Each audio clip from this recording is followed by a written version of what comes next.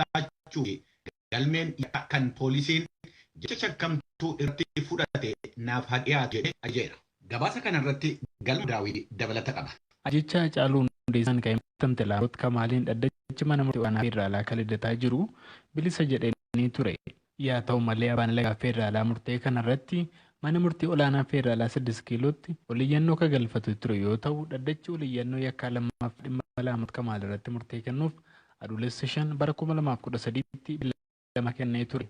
Dhaddachi gaafa adoolessa 5 bara 2013 irratti abbaan seeraa falmii reemaanii dhaddacha darbee irratti murtee kennuu akka hin dandamne ammas ilma biroo har'aa adoolessa 22 bara 2013 qabanii turan. Har'a dhaddacha dhimma kanarratti taa'ame irrattis abbootiin seeraa murtee akka ta'e laachuudhaa fi dhaddachi galmeen yakkaa poolisiin ittiin jechi shakkamtuu kanaa fudhate haa dhiyaatu jechuun ajajanii beellama biroo kennan. Abbootiin seeraa kun waa'ee mata kanaa waan qulqulleeffannuuf galmeen kun nu barbaachise jechuun beellama biroo adoolessa 30 bara 2013 qaban. Himatamtuunis muddaa televiziyoonaatiin dhaddacha kana hordofee beellama kanarratti komii akka hin qabne himte. Jecha Haacaaluun namoota to'annoo poolisii jala oolfamanii himanni itti namni turan keessaa akka taate Laamoot Kamaal gurraan 8 bara 2013 mana murtii olaanaa federaalaa lidataatti dhiyaattee himata kanarraa bilisa jedhamtee turte. Alaska ishee duukaa himatan ta'uu yaami Kabbada Gammachuu fi Abdii Alamaayyoo manni murtii olaanaa federaalaa lidataa badii irratti muruun ni yaadatama. Manni murtii olaanaa federaalaa lidataa yaada himantoota sadii adoolessa 8 bara 2013 dhaggeeffateeti ture.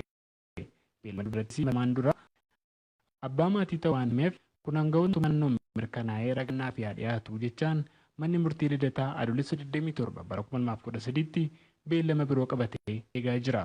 Gabaasa Sagalee Ameerikaaf Galmuu Daawit Finfinnee. Lolli naannoo Tigraay keessa jiru gara naannoo Amaaraatti waan babal'achaa deemeef lammiileen Itoophiyaa 3,000 ta'anii daangaa yaanii baqachuu isaanii hangawaanni mootummaa Sudaan ibsaniiru. Hoogganaa koree dhimma atattamaa mooraa baqattootaa Alqaadaariif kan ta'anii Alfaatii Mogaadaamii akka VOA'tti manetti baqattoonni haaraanii 158 tibbana kana Sudaaniin ce'anii galmaa'anii. Mooraan baqattootaa Alqaadaarii fi waan guutaa jiruu fi mootummaan Sudaanii akka dafee xiyyeeffannoo itti kennu kan gaafatan Alfaatiin baqattoonni harki caalaan kan gara Sudaaniitti imalaa jiran naannoo Amaaraa bakka naannoo Tigraayin daangessuu fi naannoo Alfaashaagaa bakka mootummaan Sudaanii fi Itoophiyaa wal gaarreeffataa jiran irraa akka ta'e himaniiru. Akka qaamni mootummoota gamtoomanii dhaabbanni midhaan nyaataa addunyaa WFP'n gabaasetti yeroo ammaa lammiileen Itoophiyaa 60,000 ta'anii baqatanii Sudaan keessa jiru. Ministeera ittisaa mootummaa Itoophiyaa kan turan obbo Lammaa Magarsaa raadiyoo Sagalee Ameerikaa sagantaa Afaan Oromoo wajjin dubbachuun isaanii adoolessa 19 bara 2013 kaasee miidiyaalee hawaasaa irratti deddeebi'ee mul'achaa jira. Dhimma kana ilaalchisee dhaggeeffattoonni raadiyoo Sagalee Ameerikaa deddeebi'anii gaaffii gaafachuu isaanii irraa kan ka'e raadiyoon Sagalee Ameerikaa sagantaan Afaan Amaaraa Gulaa olaanaa sagantaa Afaan Oromoo gaazexeessaa Namoo Daandii gaafate obbo Lammaa Magarsaa raadiyoo Sagalee Ameerikaa sagantaa Afaan Oromoo wajjiniin haasaan isaan godhan akka hin jirre mirkaneesseera. Dhimma kanarratti gaazexeessaa Namoo Daandii dhaggeeffattoota Afaan Oromootiifis yaada kenne qaba. Kun akkuma beekamu gaaffiif deebiin kan sagantaan biraan yeroo hojjetamu gaazexeessotaas jiruunis haa ta'u gabaastota keenyaan yaadni isaa dursee dhiyaata. Gulaaltonni gulaalaan olaanaan hundinuu akka beekan taasisama. Yaadni itti dabalaa yoo jiraates itti dabalama. Achi booda beellama qabametti gaaffiif deebiin geggeessamaa jechuudha. Gama biraatiin gaaffiif deebiin akkanaa keessumaa gaaffiif deebiin noota akka ministeera ittisaa duraanii obbo Lammaa Magarsaa yeroo geggeessamu afaanneen sadeeniinuu ni tamsaasama. Dursanii yaada dhiyeessuu qofatu hin taane walgahii gulaallii yookaan editoriaalii ka guyyaa guyyaatti ganama geggeessamu irratti dhiyaatama.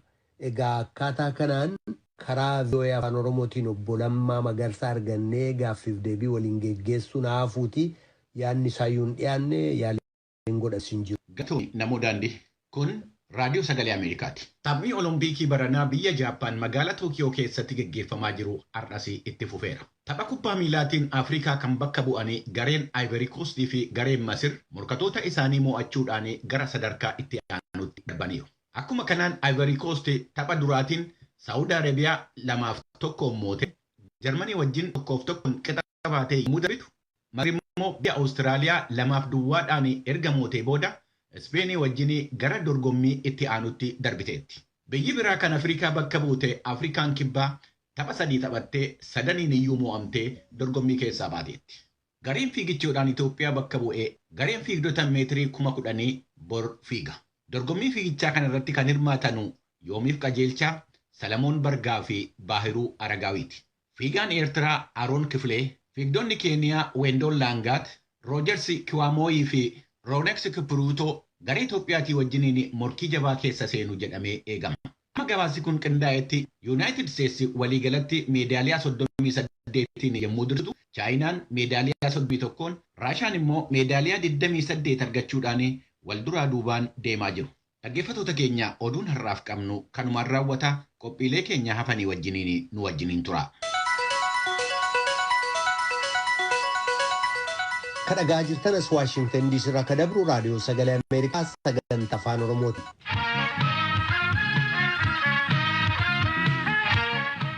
Jiraattonni magaalaa Amboof Naqamte tokko geejjibni uummataa galgala sa'aatii tokko walakkaadhaa booda waan hin jirreef rakkoo garagaraaf saaxilamaa jirraa jiru.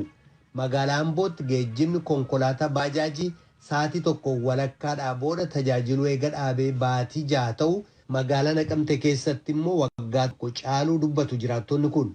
Waajjirri abbaa taayitaa geejjibaa magaalaa Amboo tajaajilli geejjibaa sababaa nageenyaaf saamichaaf halkan dhaabatee ture torban dhufuun eegala ka jedha yoo ta'u waajjirri abbaa taayitaa geejjibaa magaalaa Naqamtee immoo gama isaaniitiin rakkoon geejjibaa galgala jiraachuu kan qabu jedhanii jiru. Naakoor Malkaatoo Amboorraa gabaase. Jiraattota magaalaa Amboo keessaa konkolaachisaan baajaajii sababaa nageenyaa koof yaaddoo qabuuf maqaa koo hin ibsuu jedhe. Konkolaachistootni baajaajii maaliif akka galgala sa'aatii tokkoon dhaabanii galuuf ariifatan akkasitti ibsee jira. Sababa haaluma nageenyaan wal qabatee natti fakkaata. Akkasumatti innaan ilaalcha kiyyadha. Kan nu adabanii tiraafikootuma nu adaba kan sa'aatii tokko walakkaan booda seera labsii haaraa bahee kan cabsitan jedhanii nu adabu. 500 adabu. Dhiibbaa immoo qaba nuufis dhiibbaa qaba namaafis immoo namni kan finfinneetu jira. Ba'aa qabataniif ijoollee qabataniif gogu waan ta'eef baay'ee namni illee marakkata. Jiraatan amtasiyyuu marakkata. Namni amma sa'aatii 2 walakkaatti warri hojjetan jiru, warri suuqii qaban jiru, warri hoteela qaban jiru.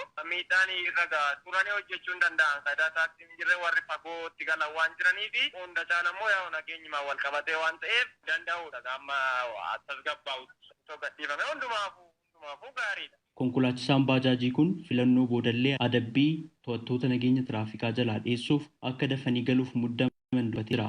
Aadde Umeraan Luun jedhamaa dubartiin jedhallee sababa galgala dhabamuu geejjiba baajaajiin rakkoo maatii isaanii irra ga'e absiitii jiru.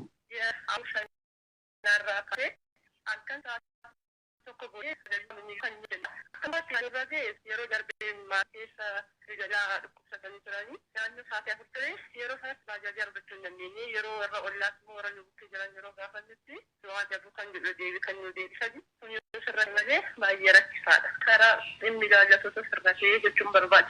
Itti gaafatamaan waajjira abbaa taayitaa geejjiba magaalaa Amboo obbo Jaawolda Mikaa'el sababaa tajaajilli geejjiba baajaajii itti adda citee turee fi waan deebisuuf hojjetamaa jira jedhan raadiyoo sagalee Ameerikaatti himanii jiru. Yeroo waa'ee kana murteessinu dhimma nageenya hawaasaa giddu galeessa godhanneetu yeroo xiqqooshii baajaajii keessatti wantoota garaagaraatu raawwachaa ture. Waqtii tarkaanfiin kun fudhatamutti nama irraa dirree fudhatanii